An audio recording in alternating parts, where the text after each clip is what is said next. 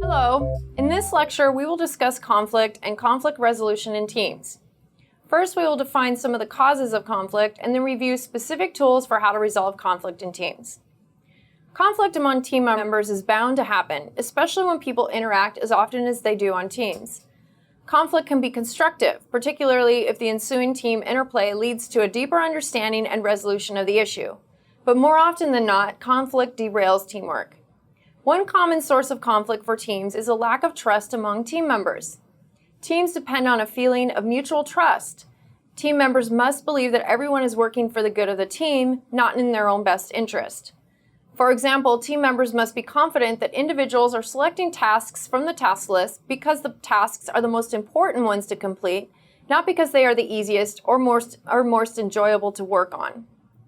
In Agile, all team members must trust that they can ask for assistance without fear of judgment or repercussions.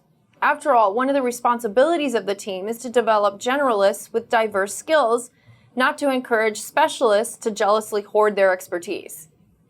Teams must also guard against developing heroes, people who select all of the difficult or lengthy tasks from the task list because they feel it will help other members of the team or increase their own stature in the organization. By taking these complex tasks away from less experienced team members, these heroes, even if they are well-intentioned, may damage team confidence and stifle team development.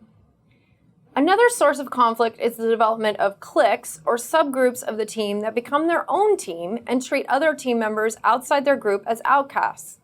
This can lead to frustration and resentment among the team members. Some strategies for managing conflict on teams include the following. 1. Let team members try to resolve conflicts themselves. Just because you think there might be a conflict doesn't mean you should rush in to resolve it. Wait to see if the team members can resolve the conflict themselves. Team members must be encouraged to resolve conflicts and improve working relationships without intervention.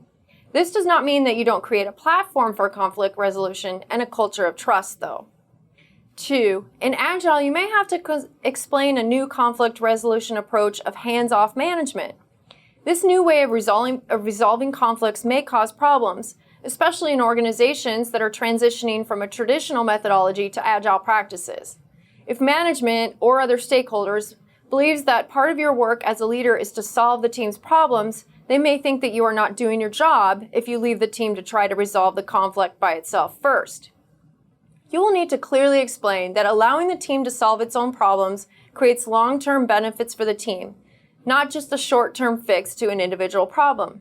By doing so, you are developing more people with the skills to solve problems, which benefits the entire organization.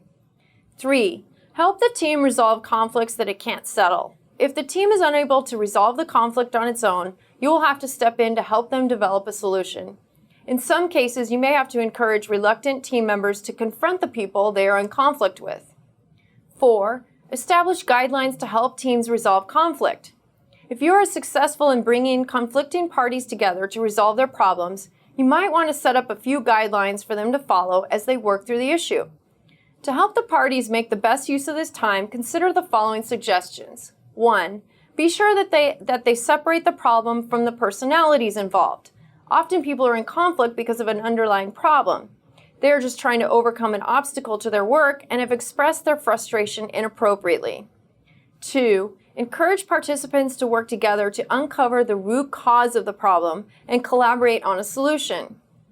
3. Be careful to limit the participants' use of labels or names for other parties. Allowing negative labels makes the conflict a personal attack, which is very difficult to overcome.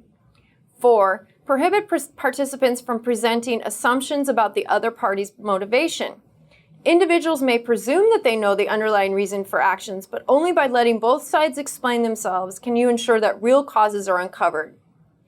That concludes our session on conflict resolution in teams. As Ronald Reagan said, peace is not absence of conflict. It is the ability to handle conflict by peaceful means.